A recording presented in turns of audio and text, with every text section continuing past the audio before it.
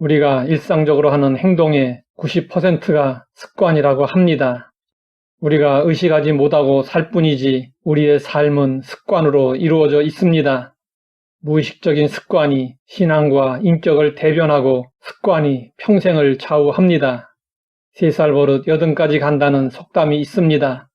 한번 만들어진 습관은 쉽게 바뀌지 않는다는 뜻입니다.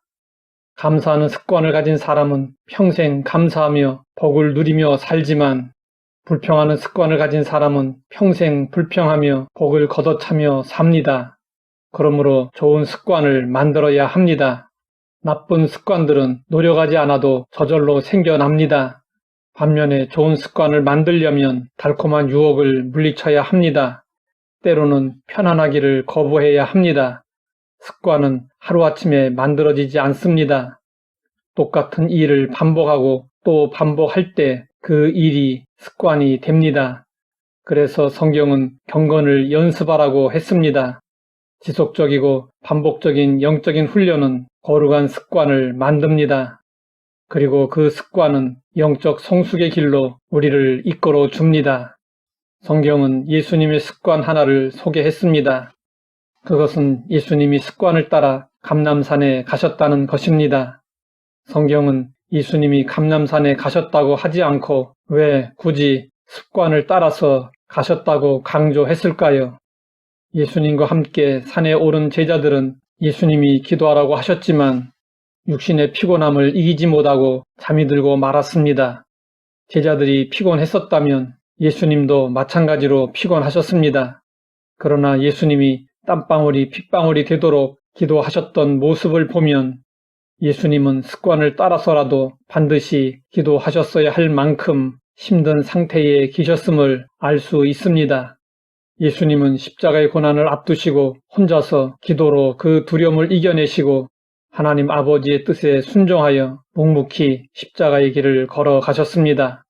예수님이 그렇게 하실 수 있었던 힘의 근원은 평소에 습관을 따라 해오셨던 말씀 묵상과 기도 때문이었습니다. 이것은 예수님이 우리에게 남겨주신 우리 신앙 여정의 영원한 모범입니다. 우리 신앙생활의 가장 중요한 두 축은 말씀 묵상과 기도입니다. 우리는 예수님을 본받아 날마다 하나님의 말씀을 묵상하고 기도하는 좋은 신앙 습관을 들여야 합니다. 좋은 신앙 습관의 위대함을 보여준 사람은 다니엘입니다. 다니엘의 출세를 시기한 사람들이 다니엘을 제거하려고 다니엘의 신앙으로는 수용할 수 없는 법을 만들었습니다. 왕을 설득해서 30일 동안 왕 외의 어떤 신이나 다른 사람에게 무엇을 구하면 사자굴에 던져넣는 법을 만들었습니다. 다니엘은 왕의 도장이 찍힌 금령을 어기게 되면 어떤 결과가 다가오는지를 누구보다도 잘 알고 있었습니다. 그러나 다니엘은 자기 집으로 돌아가서는 전에 하던 대로 기도하고 감사했습니다.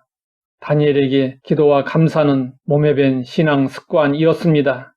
다니엘은 상황과 조건이 바뀌어도 늘 하던 대로 했습니다.